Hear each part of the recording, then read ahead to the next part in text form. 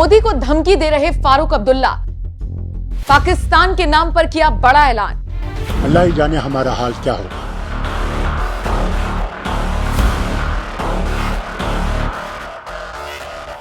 नमस्कार, आप देख रहे हैं एनएमएफ न्यूज, आपके साथ मैं हूं नम्रता। जैसे जैसे फारूक अब्दुल्ला की उम्र बढ़ रही है, वैसे वैसे राजनीति में उनका कद छोटा होता जा रहा है। ऐसा इसलिए नहीं कि कश्मीर में कोई बहुत बड़ा नेता आ गया है जिसने मुफ्ती से लेकर फारूक को परेशान कर दिया है, या फिर कश्मीर में कोई दल इतना काम कर रहा है कि ये नेता पिछड़ गए हैं, बल्कि इसलिए क्योंकि धीरे धीरे न सिर्फ कश्मीर बल्कि पूरे देश ने फारूक जैसे नेताओं के बयानों को सुनने के साथ साथ समझना शुरू कर दिया है। देखिए, मोदी विरोध किसी देशवासी को इतना नहीं खलता जितना किसी भारतीय का पाकिस्तान प्रेम देखकर खल जाएगा।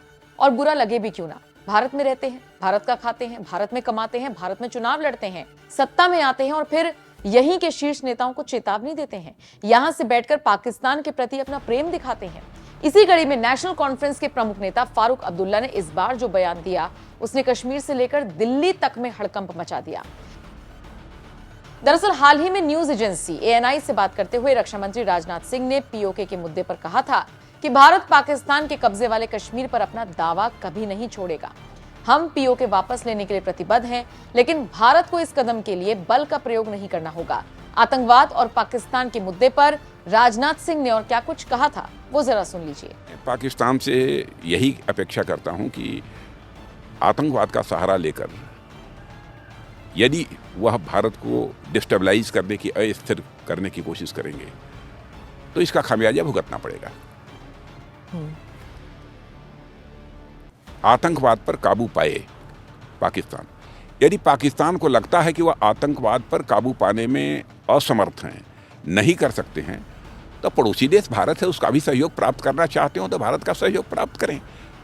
आतंकवाद को रोकने के लिए भारत सहयोग करने को तैयार है। लेकिन वो तो कहते हैं कि आपने दरवाजे बंद कर दिए। और दूसरी चीज, हमारे वह पड़ोसी देश हैं और यदि उनकी मंशा साफ है कि आतंकवाद का सिलसिला बंद होना चाहिए, तो अकेले प्रयत्न करें, उसे समाप्त करें, या पड़ोसी देश भारत का सहयोग दे लें, दोनों मिलकर उसे समाप्त करें। क्यों नहीं समाप्त हो सकता? लेकिन अब उनकी मर्जी पर है। मैं एक सुझाव दे रहा हूं उनको। राजनाथ सिंह के इसी बयान पर अब नेशनल कॉन्फ्रेंस के नेता फारूक अब्दुल्ला ने प्रतिक्रिया दी है। फारूक अब्दुल्ला ने कहा, हमें ये नहीं भूलना चाहिए कि पाकिस्तान के पास परमाणु बम है, उसने चूड़ियां नहीं पहन रखी हैं। अगर रक्षा मंत्री कह रहे हैं तो आगे बढ़े, हम रोकने वाले कौन होते हैं? लेकिन याद रखें, पाकिस्तान ने चूड़ियां नहीं पहनी है, उनके पास परमाणु बम है और वो दुर्भाग्य से हमारे ऊपर ही गिरेगा। मुख्य समस्या भारत और पाकिस्तान के बीच तनाव की है। दोनों देशों को एक दूसरे से बात करनी चाहिए और मुद्दों को सुलझाना चाहिए। इसके साथ ही अब्दुल्ला जम्मू कश्मीर में अनुच्छेद 370 और 35A हटने को लेकर भी मुखर होकर नरेंद्र मोदी पर तंज कसते हुए नजर आए, उनकी सरकार को घेरते हुए दिखाई दिए। फारूक अब्दुल्ला के इस बयान ने कश्मीर से लेकर दिल्ली तक में सियासी पारे को हाई कर दिया। एक बार फिर ये बात साबित हो गई कि फारूक जब भी मुंह खोलते हैं, कुछ ऐसा बोलते हैं कि बवाल मचा देते हैं।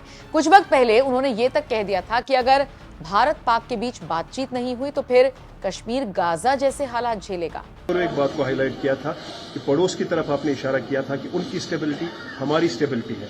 एक दो दिन से कुछ खदशात जाहिर किए जा रहे हैं कि former prime minister of Pakistan Imran Khan की रिहाई के लिए कुछ इकदाम किए जा रहे हैं, क्या उसका मुस्बत असर हमारे यहाँ पड़ सकता है? देखिए, मैंने हर बार ये कहा है, वाजपेयी जी ने जो कहा था कि दोस्त बदलाए जा सकते हैं, पड़ोसी बदलाए नहीं जा सकते।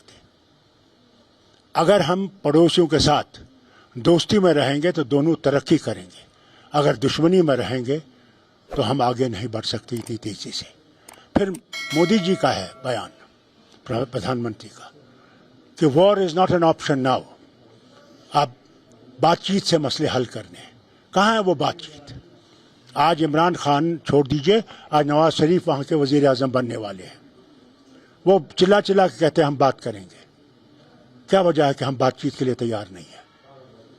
अगर बातचीत से हमने ये सुलझाया नहीं तो माफ़ी चाहता हूँ आपसे कहने का, हमारा भी वही हाल होगा जो आज गाज़ा का और पैलेस्टीनियन का हो रहा है, जिन पे आज बमबारी की जा रही है इजराइल की तरफ से। कुछ भी हो सकता है, अल्लाह ही जाने हमारा हाल क्या होगा। अल्लाह रहम करे हम पे। फिलहाल आप फारूक के इस बयान को किस तरह से देखते हैं, कमेंट करके अपनी राय हमें जरूर दें।